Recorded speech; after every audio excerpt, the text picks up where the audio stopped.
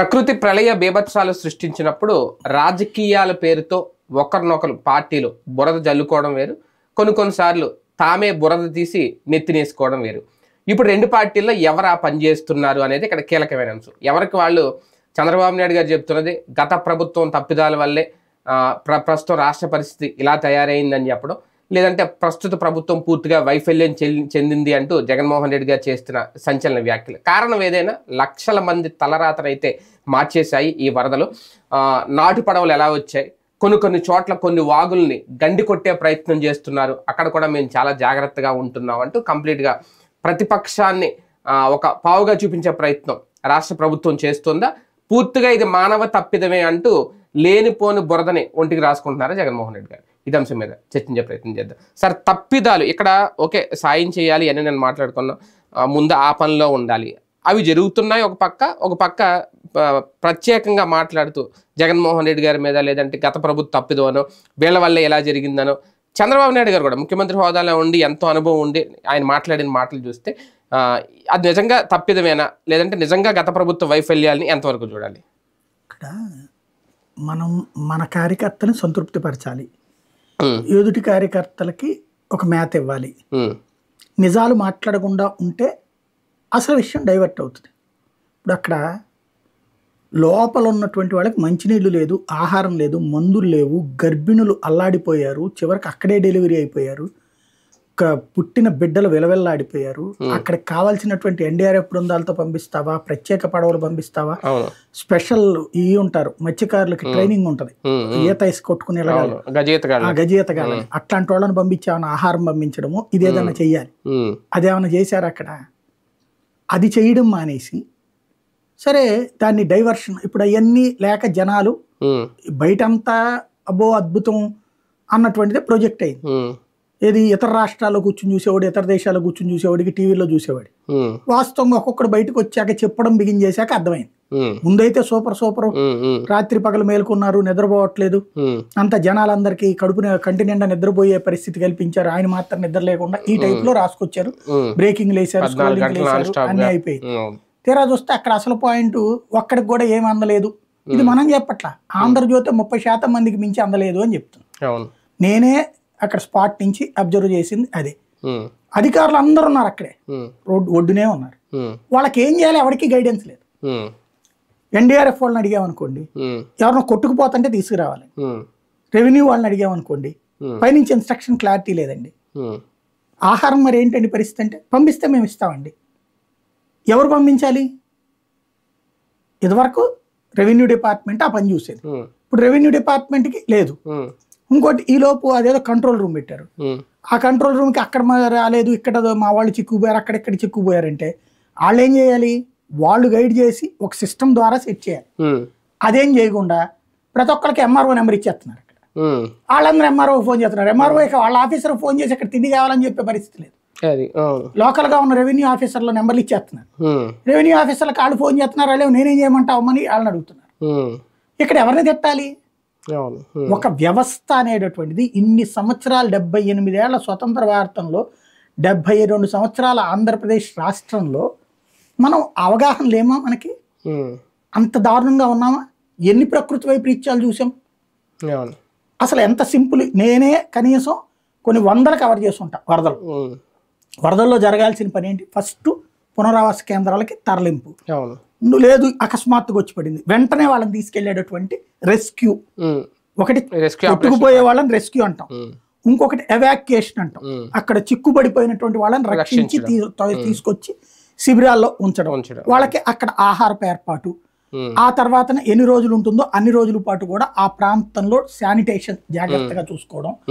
ఎవరైతే ఇంకా చిక్కుబడిపోయి అంటే లోపల నుంచి బయటికి రాలేని పరిస్థితుల్లో ఉన్నారో వాళ్ళకి అక్కడికి ఆహారం, మంచినీళ్లు పంపించడానికి ప్రత్యేకమైనటువంటి ఏర్పాట్లు. అది హెలికాప్టర్ ద్వారా వేస్తావా, లేదంటే ఈ ఎక్స్పర్ట్ బోట్ల ద్వారా వేస్తావా? ఈ వీటిలోనే నడిచే బోట్లు ఉంటాయి, టూరిజం వాళ్ళ బోట్లు పనికొస్తాయి, అట్లా వాటికి స్పెషల్ ఇంజన్స్ ఉంటాయి, వాటికి అవి తెప్పించి చేయడం. అలాగే వాళ్ళందరికి కూడా ఆహారం అవన్నీ అక్కడికి అందకపోతే ఒకవేళ అప్పుడు ఎట్లా అందదు అనుకున్నప్పుడు హెలికాప్టర్ ద్వారా డ్రాప్ చేయడం. ఇది ఒక ప్రొసీజర్, మనం ఎన్నో దశాబ్దాలుగా చూసేసినటువంటి ప్రొసీజర్. ఇలా కాకుండా ఇప్పుడు అవన్నీ మిస్ అయింది. ఆటెట్లో మనం అనుకున్నట్టు జరగల. స్వయంగా చంద్రబాబు గారే చెప్పారు కదా, ఒక్కొక్కరు చెప్తుంటే బాధేస్తుంది, అధికార యంత్రాంగం విఫలమైంది. ఆయనే తిరుగుతుండగా అధికార యంత్రాంగం విఫలం అవడం నాకు అర్థం కాదు. ఆయనే స్వయంగా తిరుగుతున్నాడు, ఇంకా పాలనా యంత్రాంగం విఫలం అంటే ఆయనే పాలకుడు కదా, అందులో విఫలం ఎట్లాగా? పైగా అధికారులకి మంత్రులకి వార్నింగ్ ఇస్తున్నారు. అక్కడే ఉన్నారు, స్పాట్ లోనే ఉండి కూడా ఏందా లోపలికి వెళ్ళావా నువ్వు, ఆ చివరికి పోయావా అని అడగాలి కదా. ఏం జరిగింది అక్కడ? సమస్య అక్కడ ఈయన ఇన్వాల్వ్ అయ్యేటప్పటికి అధికారులందరూ ఈయన చుట్టూ తిరుగుతూ కూర్చున్నారు. ఈయన సెక్యూరిటీ చూడాలి, ఈయనకి సంబంధించిన వ్యవహారం చూసుకోవాలి, ఈయన్ని సాటిస్ఫై చేసుకునేటట్టు చూడాలి. ఇంకా అక్కడ లోపలికి ఎట్టెళ్తారు వీళ్ళు, పని ఏం చేస్తారు? ఇక వాళ్ళు దాదాపు 5 లక్షల మందికి ఆహారం పంపిణీ చేయడానికి ఏర్పాట్లు చేసి రెడీగా తెచ్చి పెడితే 30% కూడా పంపిణీ చేయలేకపోయాని స్వయంగా ఆయనే చెప్పారు. అసలు ముందు ఫస్ట్ 2 రోజుల దాకా ఫుడ్డే లేదండి. 2వ రోజు కూడా స్వచ్ఛంద సంస్థలు తెచ్చిపెట్టారు. అది కూడా కర్రలు పట్టుకుని బలవంతంగా వచ్చిన వాళ్ళు. నేను అక్కడ ప్రత్యక్షంగా వీడియోలు చూపించిన మంచినీళ్లు కూడా లేవు ఆ ఏరియాలో. అదంతా సెటరేట్ కావడానికి, వీళ్ళు అవగాహన చేసుకోవడానికి. ఇప్పుడు ద్వేషంతో దూషణతో కాకుండా కనీసం నా వీడియోలు చూసినా ఇది కావాలి అది కావాలి అన్నట్టు పక్కన చెప్తానే ఉన్నా, ఇక్కడ అది ఏర్పాటు చేయండి ఇది ఏర్పాటు చేయండి అన్నట్టు. అది లేదు. సరే అయిపోయింది. తర్వాత ఇప్పుడు దాన్ని డైవర్ట్ చేయడానికి గండి కొట్టి అంటారు. గండి కొట్టేదేంది? అదే కదా, గండి ఎవడన్నా కొడతాడా?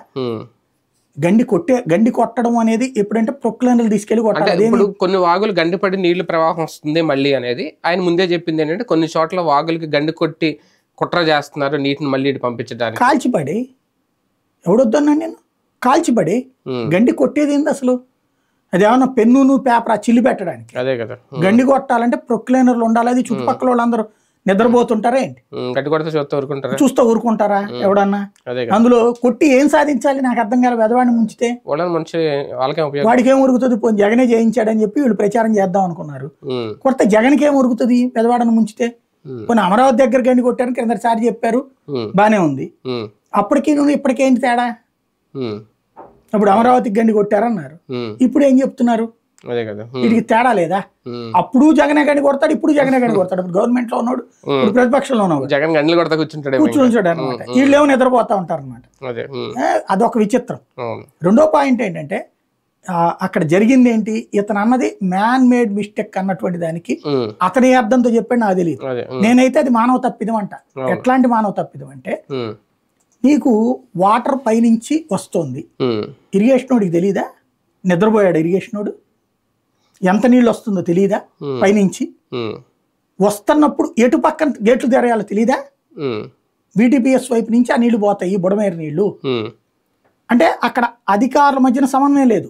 Revenue, irrigation, police, GHMC, VTPS అంటే ఎలక్ట్రిసిటీ, 5 మధ్య కోఆర్డినేషన్ కావాలి. బుడమేరుకి పైనుంచి నీళ్లు వస్తుందని ఇరిగేషన్ వాళ్ళు చెప్పాలి, రెవెన్యూ వాళ్ళు వెంటనే కార్పొరేషన్ ఎలక్ట్ చేయాలి.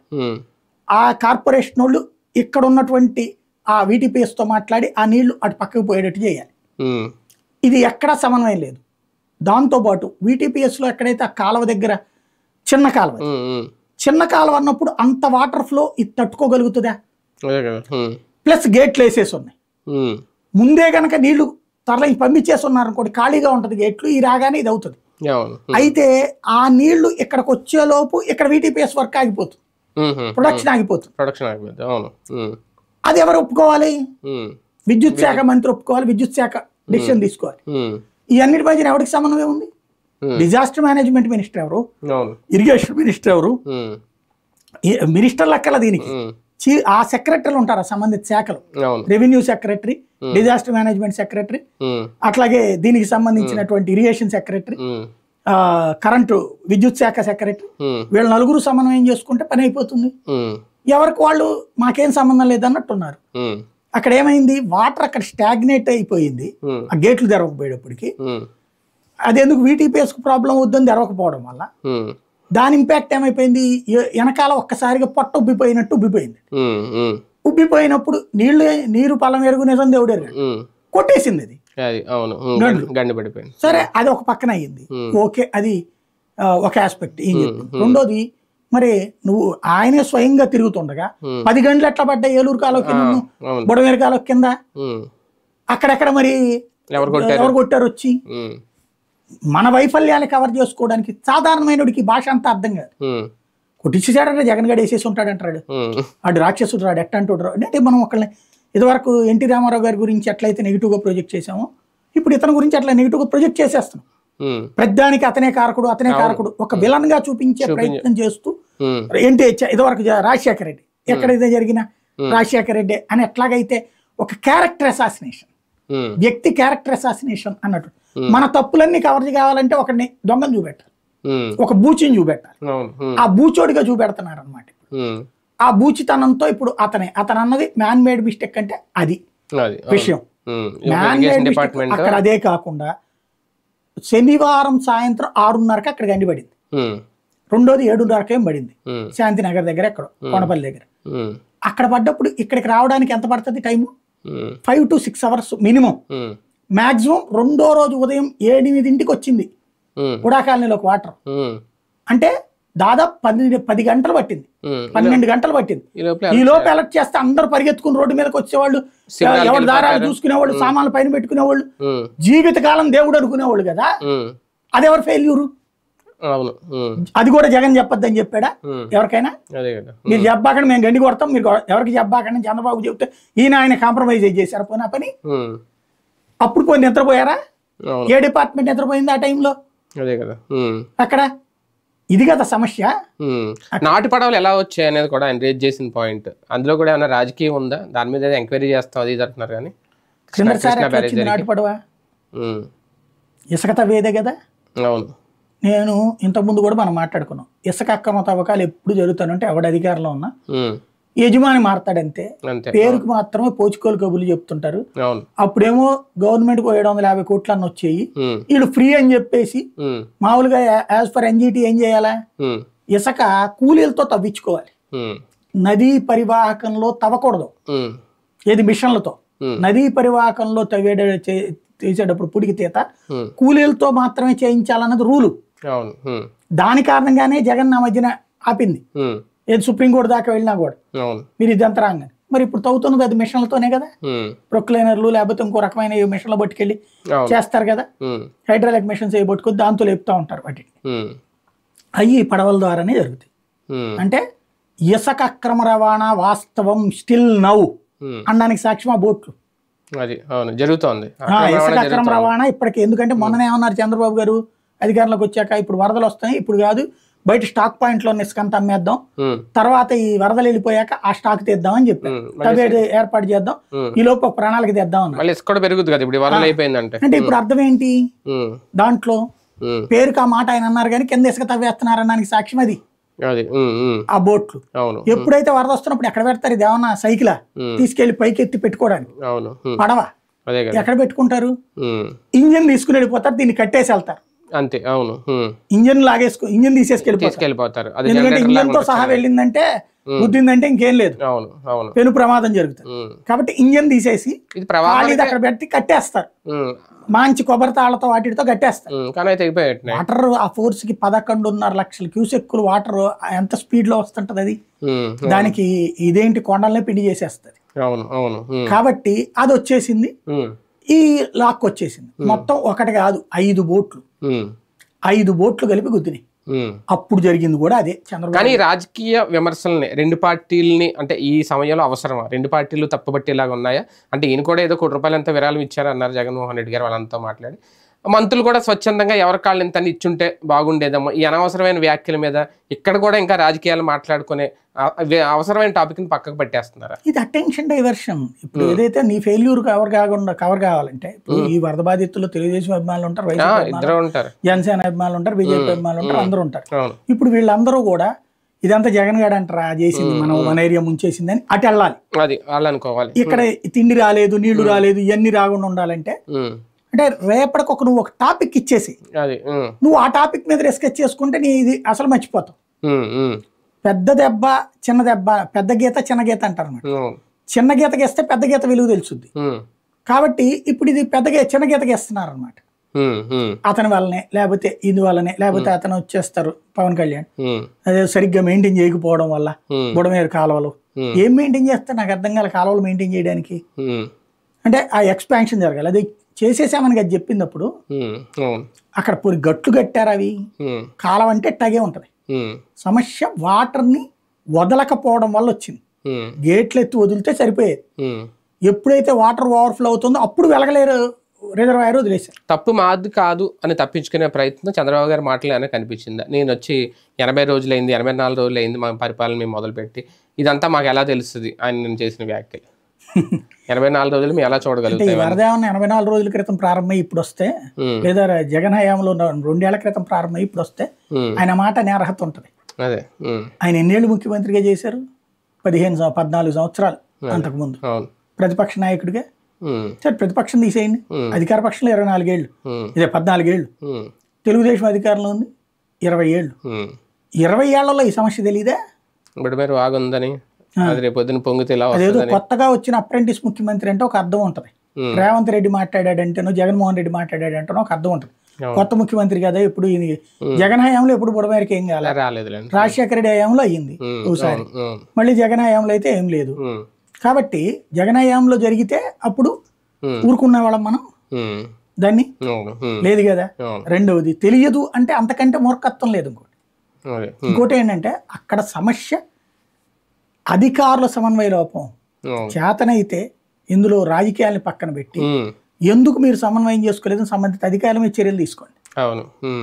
ఇందులో శాఖల్లో ఫస్ట్ ఇరిగేషన్ ఫెయిల్యూర్, రెండవది రెవెన్యూ ఫెయిల్యూర్, మూడవది పోలీస్ డిపార్ట్మెంట్ ఫెయిల్యూర్, నాలుగవది కార్పొరేషన్ ఫెయిల్యూర్, ఐదవది ఎలక్ట్రిసిటీ డిపార్ట్మెంట్ వాళ్ళ ఫెయిల్యూర్, ఏదైతే జెన్కో వాళ్ళది తయారీ కదా ప్రొడక్షన్. ఈ 5గురి మధ్యన ఎందుకు సమన్వయం లోపించిందో 5గురు అధికారులు కూర్చోబెట్టండి అక్కడ, సంబంధిత అధికారులు. వాళ్ళని అడగండి, నువ్వెవరికి చెప్పావు, నువ్వెవరికి చెప్పావు, నువ్వెవరికి చెప్పావు అని. తేల్చిన తర్వాత తప్పెవరితో తీసుకుని యాక్షన్ తీసుకోండి. రాజకీయాలు చేయాలనుకుంటే సరే, ఇక దాన్ని మనం ఏం చేయలేం, అంతే. కానీ జరుగుతున్నది అయితే అదే. రైట్, చూద్దాం. ఈ జల ప్రళయం లేదంటే వరద ఉధృతికి కారణం ఏదైనా ప్రజలను రక్షించడంలో, అలర్ట్ చేయడంలో మాత్రం మానవ తప్పిదం అయితే చాలా స్పష్టంగా కనిపిస్తోంది. రకరకాల వివిధ శాఖల పనితీరు లోపం, లేదంటే మెయిన్గా ఇరిగేషన్ లోపం, ఇవన్నీ చూస్తున్నాం. అవే జగన్మోహన్ రెడ్డి గారు చూపించే ప్రయత్నం చేస్తున్నారు. దాన్నే బురద జల్లే ప్రయత్నం అధికార పక్షం చేస్తుంది. ఒకరినొకరు బురద జల్లుకొని రాజకీయాలు చేయడం పక్కన పెట్టి ముందు జరగాల్సింది చూస్తే బెటర్ ఏమో.